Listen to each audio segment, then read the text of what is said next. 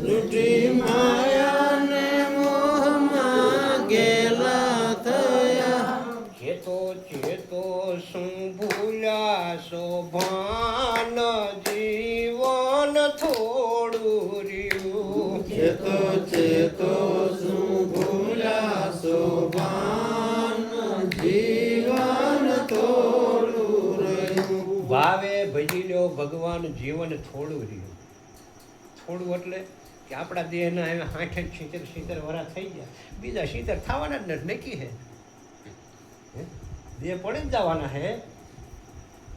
તો તમારા આત્માનું તમે કલ્યાણ કરી લો. ગીતાજીમાં કૃષ્ણ ભગવાન અર્જુનને કહેશે કે હે અર્જુન, પોતે જ પોતાનો શત્રુ હે. શત્રુ એટલે દુશ્મન. ખાવું પીવું કામ કરવાનું હોઈ જવું એ બને એટલી મહેનત કરે, રૂપિયા ભેળા કરવાના, એ બંગલા બનાવવાના, મુરદું ટીમ કરતા કરતા શેરો સુવાસો આવી જાય, દબો ના રહે. ગીતાજીમાં કૃષ્ણ ભગવાન અર્જુનને કહેશે કે હે અર્જુન, પોતે જ પોતાનો મિત્ર છે. મિત્ર એટલે ભાઈબંધ. હું કે તમે જો આપણે પોતાના જીવાત્માનો ઉદ્ધાર કરી લેવી તો મિત્ર, અધોગતિમાં લઈ જવી તો દુશ્મન. આમાં કોઈ બીજો દુશ્મન નથી, પોતે જ પોતાનો દુશ્મન થાય. તો એવું કળીની અંદર કીધું કે એને દીધેલો કોલ તમે ભૂલી ગયા, આ જૂઠી માયાને મોહમાં ઘેલા થયા. આપણે કોને કોલ દીધો તો કોઈ દી વિચાર કર્યો જ નથી. કર્યો હોય તમને ખબર હોય ક્યાં કોલ દીધો, કોને કોલ દીધો, કોઈ દી આપણે વિચાર કર્યો આવો? આ તો મહાપુરુષો ગમે એ જ અનુભવ કરી અને કોક જીવાત્માને શબ્દ સમજાય એના માટે થઈને કંઈક મહેનત કરે. જોજો, મારો અને તમારો માતાના ઉદરમાં નાનો એવો દેહ હોય ને તે દી એમાં જીવ હોય ને. માતાના ઉદરમાં નાનું એવું બાળક હોય, 5 મહિનાનું બાળક અંદર બને ને પછી જીવ પ્રવેશ કરે. પછી આ તેદુનો ભયને બારું નીકળવું હોય માતાના ઉદરમાંથી, પણ કોઈ બારી જડે નહીં. હવે એ 5 મહિનાનું બાળક અંદર છે, એ પુરુષને ખબર ન હોય પણ એની માયુને ખબર હોય. જોજો, 5 મહિનાનું બાળક બને ને પછી અંદર ફરકવા માંડે, હલે 9 મહિના હોય જાય, ભલે ને મારી પાસે પાટોયું મારે. તો એ મારી પાસે તમે વિચાર કરજો, હું કે તમે જેથી માતાના ઉદરમાં નાનો એવો દેહ હશે તો એમાં જીવ જેથી હશે તે ત્યાં કંઈ દુઃખ જ નહીં પડ્યું હોય? કોઈ દી નથી વિચાર કર્યો. સમજવા શીખે, ખાઈ પીને મોજ જ કરી. પોતાની માતા ખાટું ખાય, તીખું ખાય, ઊનું ખાય, ટાઢું ખાય, માતા વાળાને કંઈક વેદના થાય છે. પણ તેથી આને લહેર ક્યાં હોય છે? પરમાત્માની હારે. પરમાત્મા એવું શું છે? એવો અલગ પુરુષ છે, એવો પરમાત્મા છે, આખા વિશ્વનું સંચાલન કરી રહ્યો છે. દેખાય એવો નથી. શું કામ નથી દેખાય એવો? એનું સ્વરૂપ જ કોઈ નથી. ગીતાજીમાં લખ્યું છે, હે અર્જુન, હું રૂપાતીત છું. જો ગીતાજી વાંચ્યા હોય તો અમુક એવા શબ્દો મૂક્યા છે. રૂપાતીત એટલે શું? હે અર્જુન, મારી વિના એક રજ ખાલી નથી. જળ, ચેતન, થાવર, જંગમ સર્વત્રની અંદર હું વસી રહ્યો છું, પણ મારું રૂપ રૂપાતીત છે. રૂપાતીત એટલે કોઈ રૂપ નહીં. પરમાત્માને તમે કાળો, ધોળો, પીળો, વાદળો ન કહી શકો એવું એનું રૂપ છે. પછી બીજા શબ્દમાં લખ્યું, હે અર્જુન, હું અમાપ છું. અમાપ એટલે ભગવાનને માપવો હોય તો એને જ મપાય. મારા તમારા દેહને માપવો જ મપાય છે. પરમાત્મા જે છે, હરિ જે છે, મને તમને જે રમાડી રહ્યો છે ને, ઈવડા એનું કોઈ માપ નથી કાઢી શકે કે આવડો ભગવાન છે કે આવડો. હે અર્જુન, હું અઘાટ છું. અઘાટ એટલે ઘાટ હોય ને, મારો તમારો ઘાટ. તો કૃષ્ણનો ઘાટ હતો, અર્જુનનો ઘાટ હતો, રામદેવનો ઘાટ હતો, કૃષ્ણનો ઘાટ હતો. આ કૃષ્ણ એમ બોલે, હું અઘાટ છું. એ બોલવા વાળો કોણ? જે કૃષ્ણમાં રમી રહ્યો તો એ જ મારામાં તમારામાં અઘાટ બોલી રહ્યો છે. અને એ અઘાટ જે પરમાત્મા છે, એ પરમાત્મા મને અને તમને માતાના ઉદરમાં રમાડી રહ્યો હતો. એટલે મને તમને અત્યારે કોઠીમાં પૂરીને ઢાંકણું વાગી દીધું રહી એકી. અને ઓલાની કળા તો જુઓ. માતાના ઉદરમાં પશુ પંખી પ્રાણી બધાયના દેહને પૂરે અને બધાયના દેહની અંદર જીવ હોય પણ એક મરે નહીં. એની કળા કેવી છે. એ 8-8 9 મહિનાના જ્યારે દાડા વ્યા જાય ને આ ભાઈને બહાર નીકળવું છે, પરમાત્માને અરજ કરે કે હે પરમાત્મા હું તને કોઈ દી નહીં ભૂલું, મને આમાં છોડ.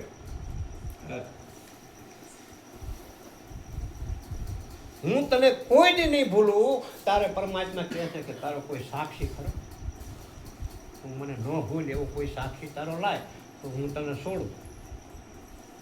તો હવે અહીંયા થોડીક બુદ્ધિમાં વિચાર કરી જોઈએ. તમે જેથી માતાના ઉદરમાં હશો 50-60 વર્ષ પહેલાં, એ વખતે આપણા જિલ્લામાં રામાપીરના મંદિર, કૃષ્ણના મંદિર, હનુમાનજીના મંદિર આવું હશે કે નહીં હોય? એ વખતે એવડા ભગવાન બધા હતા. પછી જેના ઘરે આપણે અવતાર લીધો છે, મા બાપ જે આપણને મળ્યા હોય, એ મા બાપ આપણે પહેલાં આપણા કુળદેવી ભલે ખોડિયાર હોય, સાવન હોય, મેલડી હોય, શેકોતેર હોય, એવડા મઢ હશે કે નહીં વાત? એ વખતે મઢ હતા, માતાજી હતા, ભગવાન હતા, 33 કરોડ દેવ હતા, પણ મારા કે તમારા એકય દેહને છોડાવવા એકય ન આવ્યા. બહુ વિચાર કર્યા જેવા શબ્દો હે, બહુ અનુભવ કર્યા જેવો વિચાર છે. એકય જ્યારે ન આવ્યા ને તાર કે જમરાજ આવ્યા. જમરાજ આવીને કહે છે કે હે પરમાત્મા આ દેહનો જન્મ કરાવો. કે પણ એનો સાક્ષી કે હું. કે શું તું સાક્ષી? કે જેથી તમે એમ કહો કે હવે આને લઈ આવે તેથી કે લેવાની જવાબદારી મારી માથે. તમારી ભક્તિ કરે કે ન કરે એની જવાબદારી નહીં, પણ તમે એમ કહો કે આને લઈ આવે તેથી પછી એના ઘરે કદાચ કે નાના નાના દીકરા હશે ને તો એનું કામ અધૂરું હશે તોય મને દયા નહીં આવે ઉપાડવાનું. ભલે એના નાના નાના દીકરા કુંવારા હોય, ભલે એ ઘરે હોય કે ભલે બારગામ જ્યો હોય, હગાવાલામ જ્યો હોય, ભલે દી હોય ભલે રાત હોય, અરે કે કદાચ કાચની પેટીમાં પૂરી દે તોય મારો હાથ પગાડી દે. આટલી જ્યારે બાંહેધરી આપી, જમરાજા સાક્ષી થયો, ત્યારે આ મારા તમારા દેહનો જન્મ થયો છે. અને એ જન્મ જેથી થયો ને એ પરમાત્માએ નામ આમ મુઠ્ઠીમાં આપ્યું. તમારે અખતરો કરવો હોય કોઈક બહેનોને પૂછી જોઈએ કે બાળક જન્મે ત્યારે આમ ખુલ્લી મુઠ્ઠી આવે છે કે મુઠ્ઠી વાળીને આવે? બહેનોને ખબર હોય. દીકરી જન્મે તોય ભલે, દીકરો જન્મે તોય ભલે, બાળકનો જન્મ જ્યારે થાય ત્યારે બે મુઠ્ઠી વાળીને આવે છે. પણ અહીંયા આવ્યા પછી, માતાના ઉદરથી નોખું થયા પછી મુઠ્ઠી ઉડી જાય. જે પરમાત્માએ આમાં નામ આપ્યું હતું એ નામ જીવ. પછી મારો દેહ છે તમારો દેહ ધીરે ધીરે મોટો થયો. એટલે જે કંઈ ઘરના સભ્યો માનતા હોય ને ભગવાન માતાજીના દોહલીના પૂરધનને અહીંયા મને વળતો. પછી મારા તમારા જેવા ભાવ જેમ જેમ મોટા થતા જાવ ને, તમને રામોપીર ગમે તો એની ભક્તિ કરો, બીજાને હનુમાન ગમે તો એની ભક્તિ કરો, તમને ખોડિયારમાં ગમે તમે એની ભક્તિ કરો. એટલે આ ભગવાનને માતાજી આ ધરતીમાંથી પાર જ નથી. પણ એટલો વિચાર કરજો, જેથી માતાના ઉદરમાં આ દેહ હતો તેથી ઈવડે કોઈ સાક્ષી થવા નતા આવ્યા. કોનું ભજન કરવું, કોનું નામ લેવું, કોણ આપણો ઉદ્ધાર કરે? આ મારો તમારો શ્વાસ કોણ હલાવી રહ્યો છે? અને આ શ્વાસ જેથી બંધ કરશે ને તેથી કોણ બંધ કરવાનો છે? મારા બાપલા એ એક જ ઓળખી લો એટલે ગળો પાય. અને જેથી શ્વાસ બંધ થયો તેથી ભલે તમે તમારા માતાજીની કે ભગવાનની ઊંધા માથે ભક્તિ કરતા છો ને તો એની તાકાત નથી કે આને ચાલુ કરી કોઈ દી નહીં. એટલે કાલ કરતા શું આજ કરી લે, આજ કરતા શું અબ, આ અવસર વીતી જાય પછી ફીર ક્યું કર્યા ગાતો. આ અવસર જો સૂકી ગયા, દેહ પડી ગયો તો જે કરવાનું છે એ બાકી રહી જાય. અલ્યા અનંત જોગથી જે પશુમાં પંખીમાં પ્રાણીમાં અનંત દેહો ભોગવી ભોગવી અને માન કરીને જ્યાં છૂટવાની બારી આવી અને ત્યાં આ માયાની ખંજોળમાં જે કરવાનું છે એ રહી જાય તો તમે કરોડોનું હાજુ કરશો ને કરોડોના વાહનના ઢગલા કરશો ને એ પાણી અણી જેટલું કાંઈ નહીં આવે. ભાગ્યા બાપા હા જેથી આ દેહ જન્મો તેથી એક પાણી અણી જેટલું લાવ્યો નતો, પણ આ જે જશે તેથી લઈ નથી આવવાનું. એ બધાને ખબર છે.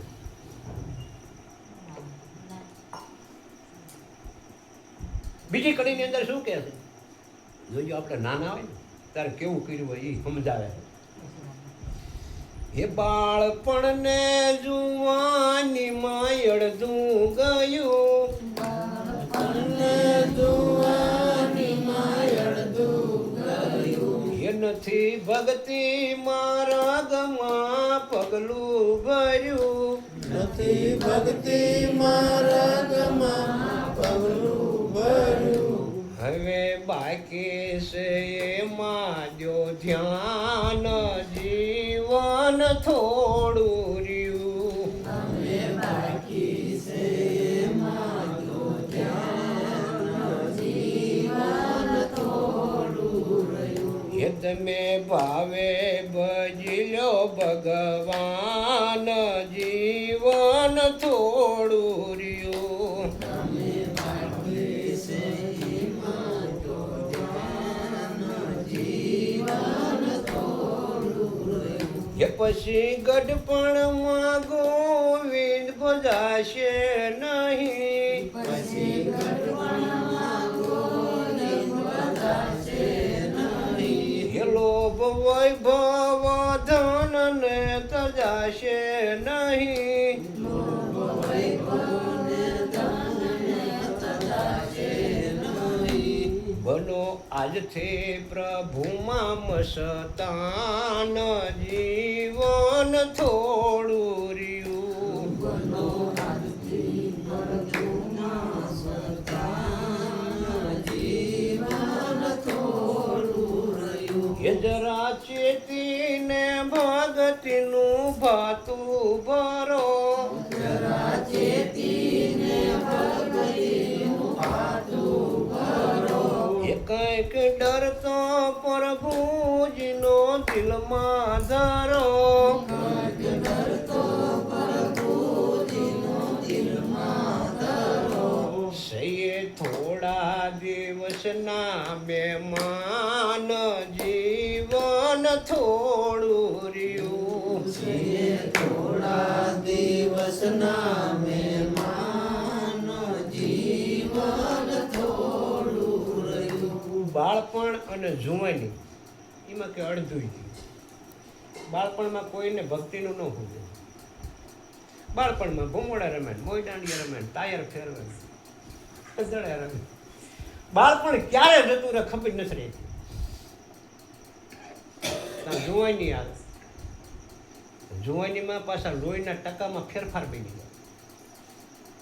બાળપણનું લોહી, જુવાનીનું લોહી અને ગઢપણનું લોહી લાલ જ આપણને દેખાય છે, પણ એમાં કંઈક એના અણુ પરમાણુ હોય ને એમાં ફેરફાર થઈ જાય. જુવાનીનું જોર એવું હોય વગર રાંધ વેચે લઈને સડે, વંડીએ સડે, ગાળવે સડે. એનું એ શરીરમાં લોહી હોય ને તો હરખા પગથિયા નો સડી શકે. પછી ઉમરો કે ડુંગરા જેવો લાગે. તો બાળપણ અને જુવાનીમાં કે અડધું જ્યું પણ કે બાકી છે ને એમાં જો ધ્યાન. તો બાકી એટલે શું? સંતો અહીંયા સુધી કહી દીધું કે કદાચ આવો દેહ મળ્યો હોય ને ગઢો થઈ ગયો હોય, 70 વર્ષની ઉંમર થઈ ગઈ હોય, એ ભલે 75 વર્ષની થઈ જાય, પણ 4 વસ્તુ સારી હોય તો જ્ઞાનને જાણી શકે. હાથ, પગ, આંખું અને કાન.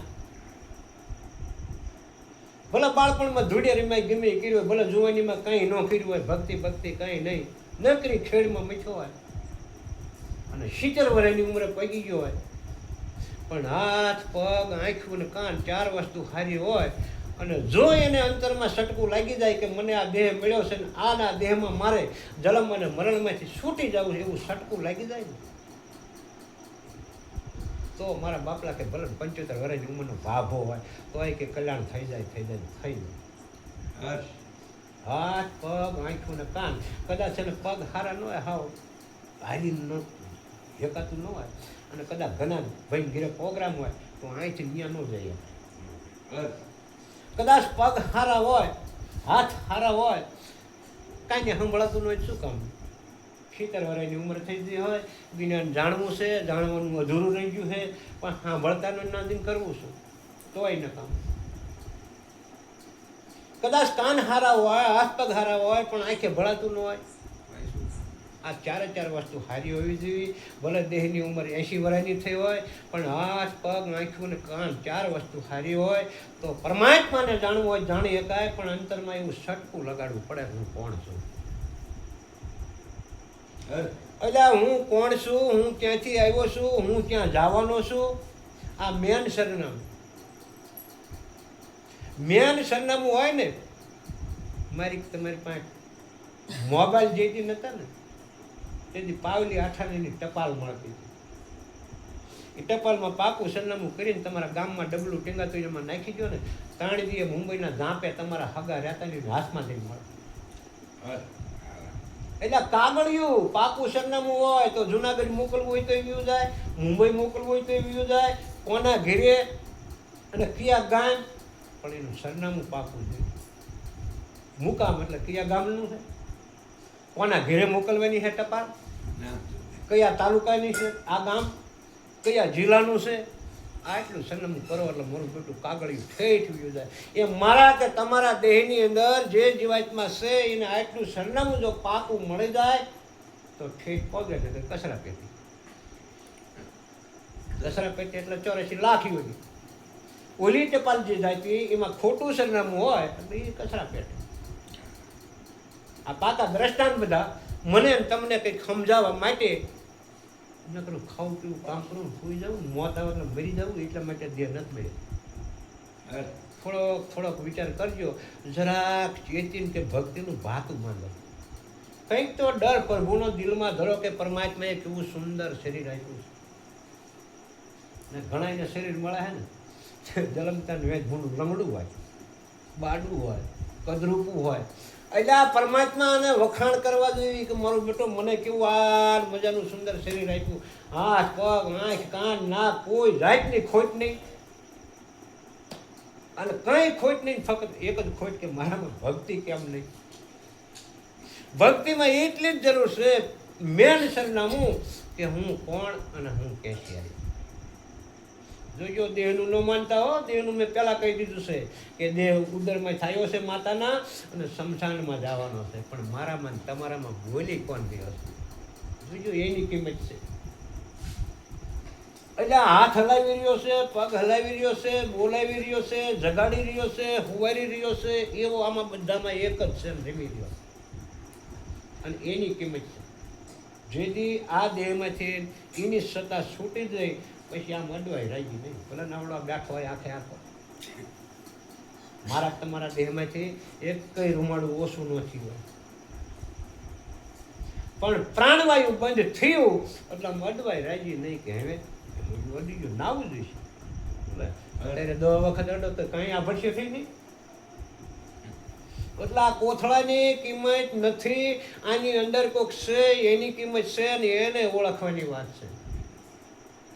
અને જો એ એક ઓળખી જાય ને તો તમને જીવતા મુક્તિ જીવતા મળી જાય.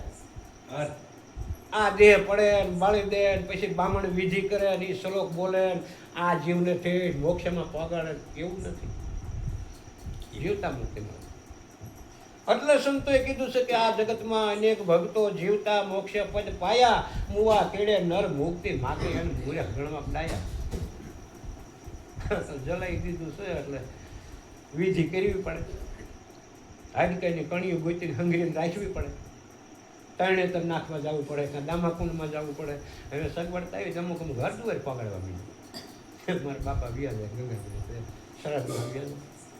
એટલે આ મહાપુરુષો એમ કે છે કે એવી જ્ઞાનની ગંગા છે, એ જ્ઞાન ગંગાની અંદર એક જ ગાન ઢબકી મારી દો. શું કામ? તમને ઓળખવા હોય તો. બાકી હરદ્વાર જઈને ગંગાજીમાં નાખ્યો ને તોય ઉપરનો મેલ જાય છે, અહીં ધીરે નળના પાણી ના આવે ને તોય ઉપરનો મેલ જાય છે. મનનો જે મેલ છે એ મનનો મેલ કાઢવો હોય તો સત્સંગ અને જ્ઞાન ગંગામાં લઈ.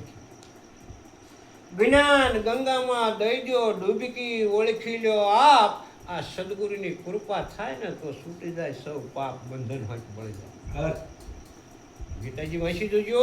ગીતાજીમાં કૃષ્ણ ભગવાન અર્જુનને કહે છે કે હે અર્જુન, પરજવીત થયેલો અગ્નિ એક જરીક તીખારી હશે ને તો એક લાકડાને બાળીને ભસ્મભૂત કરે છે. એમ જ્ઞાન રૂપી આત્મ જ્ઞાન રૂપી તત્વ છે એની એક ઝીણકી એવી તળખી કરેલા કર્મને બાળીને ભસ્મ કરે. પછી કંઈક વિચાર કરવી તો ખબર પડે કે કરેલા કર્મ બળી જાય કે ભોગવવા પડે. બળી જાય. વિચાર કરવો પડે કે વાલીઓ લૂંટારો આપણા દેશમાં થઈ ગયો, મહાન પાપીમાં પાપી ન કરવાના ધંધા કરેલા, પણ એવી જ્ઞાન ગંગામાં એક ડબકી મારી બધા બળી ભોગવાય ન પડે. ઈનોય દેહમાં ઈનોય અવતારમાં એ વાલ્મીક ઋષિ કહેવાના. અજામિલ ભીલ થઈ ગયો, મલુ વાઘરી થઈ ગયો, કુંજલ સુમાળીઓ થઈ ગયો, બધા એવા ને એવા વાલિયા લૂંટારા રોખા. પણ એવા સદગુરુના ઉપદેશમાં જ્ઞાન ગંગામાં કંઈક ડબકી મારી પોતાને ઓળખી જ લીધો હું કોણ છું. ઈનોય દેહમાં ઈનોય અવતારમાં એ વાણીઓ બનાવવા માંડી ગયા. અને કાલ ખબરની જ વાત લેવી બહુ આઘો નથી. જેસલ જાય આ વાલીઓ લૂંટારો ને અજામિલ ભીલ ને મલ્લુ વાઘરીની તો ઝાઝા વર્ષો પહેલા. પણ જેસલ જાડેજો કચ્છની ધરતીનો કાળો નાગ કહેવાતો એવી જ્ઞાન ગંગામાં ડબકી મારી ન કરવાના ધંધા કરેલો માણસ હતો. એ કઈ નો ભોગવવું પડ્યું.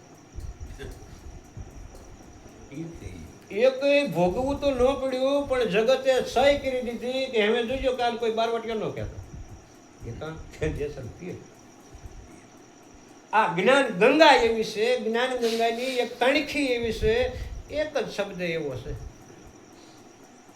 એક શબ્દ ગુરુદેવ કા તાકા અનંત વિચાર થાકે મુનિજન પંડિતા. આમાં વેદ નો પામે પાર. 4 વેદ હોયથી થાકી ગયા અને 4 વેદે પછી નેતિ લખી નાખ્યું. નથી સમજાતું, અહીંથી આગળ નથી સમજાતું. એ નથી સમજાતું. એ 5મો વેદ મારા બાપલા સદગુરુ પાસે. અને એ સદગુરુની વાત જેમ છે તેમ જો સમજાઈ જાય તો આનો આ અવતારમાં બેડો પાર. પછી મૂંઝાઈ ન જાતા કદાચ કે આ અવતાર પડ્યા પછી બીજો અવતાર મળશે. પણ કૃષ્ણ ભગવાને ગીતાજીમાં સહી કરી દીધી કે હે અર્જુન, મારો યોગ જે જાણે ને એ જ મને પામે. અને જો ન પામે અને જો એની વાસના ચક ફગી એને બીજો દેહ મળશે ને તો કે હું મનુષ્યનો અવતાર આપીશ. વાહ કૃષ્ણ! જેણે મારો યોગ જાણ્યો છે, યોગ એટલે સદગુરુનો ઉપદેશ, એ ઉપદેશના શબ્દો જેને કાનમાં આવી ગયા, દેહ પડ્યા પછી બીજો દેહ મળે તો કે મનુષ્યનો આપીશ. આમ કૃષ્ણ કહે છે. પછી જ્યાંથી એનું જ્ઞાન અધૂરું છે ત્યાંથી પાછું એનું જ્ઞાન આગળ લઈ જવા માટે. પણ હે અર્જુન, મારો યોગ જે જાણે ને એને 3જા અવતારે છેવટ તારું તારું ને તારું. આ મારો મત છે. આવું જે આત્મ જ્ઞાન, આવો જે જીવને ઉદ્ધાર થઈ જાય એવું દરેક મહાપુરુષોને ન મળે. ક્યારે રામા અવતાર થયો હશે અને ક્યારે તુલસીદાસ મહાત્મા થયા છે અને એ વખતે સહી કરી અને ચોપાઈ લખી, સકલ પદાર્થ હે જગ માહી, કર્મહીણ સુખ પાવત નાહી. પહેલી એવી કડી બનાવી, બળો ભાગ્ય મનુષ્ય તન પાવા, અતિ સુર દુર્લભ ગ્રંથ ગાવા. બળો ભાગ હશે ત્યારે આવો મનુષ્યનો અવતાર મળ્યો. મનુષ્યનો અવતાર તો કે બધાયને મળે, પણ જે સત્સંગ સમજવો, સત્સંગ સાંભળવો, આ ગ્રંથનો સાર ગ્રહણ કરવો, એવો કોક બડો ભાગ મનુષ્ય તન પાવા, અતિ સુર દુર્લભ ગ્રંથને ગાવા. જે ગ્રંથ છે ભલે 4 વેદ હોય, 100 શાસ્ત્ર હોય, 18 પુરાણ હોય ને 108 ઉપનિષદ, પણ આનો સાર ગ્રહણ કોણ જાણી છે કે વિષ્ણુ અવતાર બધા જ મળે, પણ આનો રસ જે લેવો દરેક નો લઈ શકે. એટલે લખ્યું તુલસીદાસ મહાત્માએ કે સકલ પદાર્થ હે જગમાહી. આ વિશ્વની અંદર એવા સદગુરુ છે ને છે, તમારા કરેલા કર્મ બાળી દે એવા સદગુરુ કાયમના હતા, છે અને રહેવાના.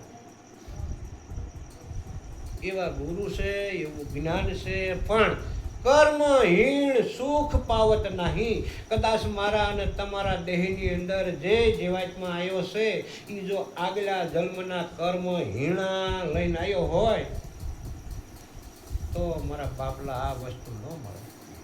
રામાયણ બતાવે, રામાયણ બતાવે છે, સંતો બતાવે છે, આ મનુષ્ય અવતાર મળવો અતિ દુર્લભ છે, પણ મને તમને મળી ગયો. પણ મળ્યા પછી જે જ્ઞાન મળવું અતિ દુર્લભ છે. અને જો જ્ઞાન મળી જાય અને છતાંય જો સમજાય નહીં તો ભિખારીને કે રતન જેવી પણ ઓળખ્યું નહીં એટલે ભૂખ મટી નહીં. રતન બહુ પારસમણી જેવું હોય, કિંમતી હોય, ખાવ ભિખારી દાળિયા કરતો હોય ને એને જો રતન મળી જાય તો આનંદનો પાર ન રહે, પણ ઓળખ્યું જ નહીં કાવડું આ રતન છે. શું કરે? ભૂખ ન મટે. એક કઠિયારો હતો, લાકડા કાપતો, કાયમ જંગલમાં જાય અને સૂકા લાકડાનો ભારો લઈ શહેરમાં 5 રૂપિયામાં બેસે ને એ ગુજરાન ચલાવે. એમાં એક દિનના સમયે રાજા રથ લઈને નીકળ્યા અને એમાં રાણી બેઠા હતા. રાણીએ જોયું કે આ હા આને મનુષ્યનો અવતાર મળ્યો છે, કેવા કપડાં ફાટલા તૂટલા પહેર્યા છે, મેનેજ કરે છે, સૂકા લાકડા કાપી અને બેસે છે ને ગુજરાન ચલાવે છે. હે પતિદેવ, તમે તો કે મહારાજા છો. આપણે કે ચંદનના ઝાડવા ક્યાં થોડા છે કે એક વીઘો આને આપી દો. હવે એ રાજાને કેટલો જંગલ હશે ચંદન